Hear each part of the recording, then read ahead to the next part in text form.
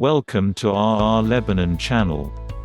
For today we will talk about the most famous singers in Lebanon. Wadih el-Safi, born Wadih Francis, November 1, 1921 to October 11, 2013, was a Lebanese singer, songwriter, composer and actor. He was a Lebanese icon and the forefather of the country's musical culture. He was the longest singer in production, 75 years in the singing profession. He was the #1 singer of his era. He was known amongst his peers to have incarnated and raised the ceiling of all the singing styles and music of that era and added his own intricate new styles and genres to the existing national musical and singing heritage. He is the reference to every new singer and the example to follow for generations to come. Born in Niha, Lebanon, Wadih el-Safi started his artistic journey at the age of 16 when he took part in a singing contest held by Lebanese radio and was chosen the winner of all categories among 40 other competitors. Style and career. Wadih el-Safi, being a classically trained tenor, is not a verified fact since none of his known works provide a proof of classical singing techniques. He has been known for singing in the belting school class and his phonation are a testimonial of this practice.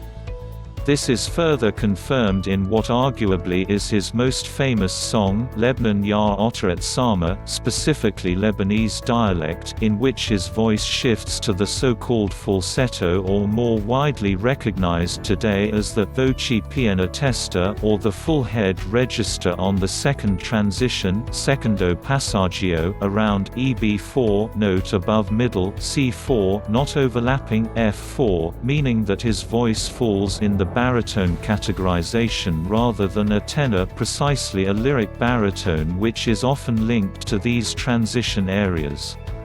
El-Safi has no record for singing the B4 and C5 tenor's famous high C, which are the characteristic signature of a tenor's laryngeal mechanism, constriction of the pharynx, even though many of his age did. He was a classically trained tenor. He gained national recognition when, at 17, he won a vocal competition sponsored by Radio Lebanon. El-Safi began composing and performing songs that drew upon his rural upbringing and love of traditional melodies, blended with an urban sound, and creating a new style of modernized Lebanese folk music. In 1947, El-Safi traveled to Brazil, where he remained until 1950. El-Safi toured the world, singing in many languages, including Arabic, French, Portuguese and, accompanied by his son George.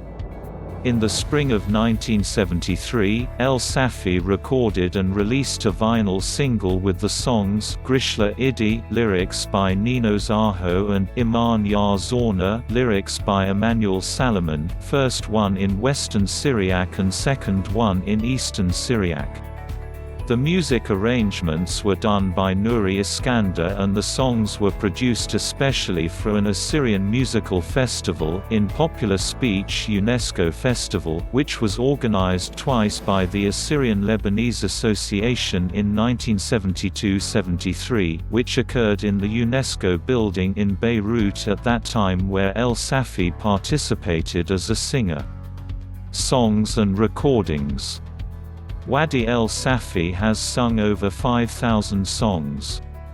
He is well known for his mawawil, an improvised singing style, of Ataba, Majana, and Abu el-Zuluf. He has performed and recorded with many well-known Lebanese musicians such as Fairuz, and Saba. Health problems and death. In 1990, Wadih el-Safi underwent open-heart surgery. With support of Syrian government. In 2012, he broke his leg and had to have surgery to mend the fracture. After the surgery, his health declined quickly. In 2013, he was admitted to hospital, suffering from pulmonary consolidation.